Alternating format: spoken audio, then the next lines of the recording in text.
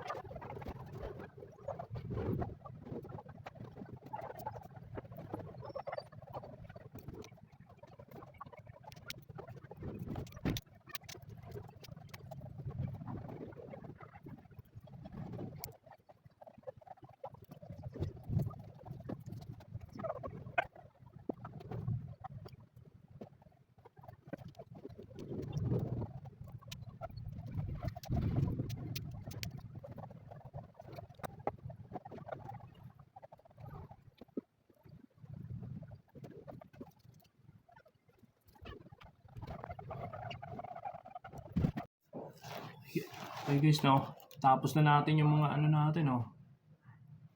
Yung mga dami natin. Ito nga pala, dami action figure Guido. Yan. So, ganda kasi siya. Makikita nyo. Yan. Solid. So, wala tayong pambiling Gundam. 26 pesos lang to sa Shopee. Yan. Yan guys. Popost ko yung ano nito, yung link na ito sa Shopee. Tapos try nyo, 26 pesos lang. Dami niyang color eh. Yan, yellow, blue, green. Tapos combination ng orange siya kung blue. Yan, gray. Tapos yung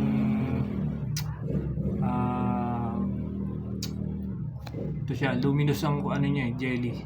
Yan. Ganda kasi siya eh. Lahat ng movement kaya niya, yung action figure niya, lahat, ganyan. Ayan, makikita niyo. So, dito, ayan.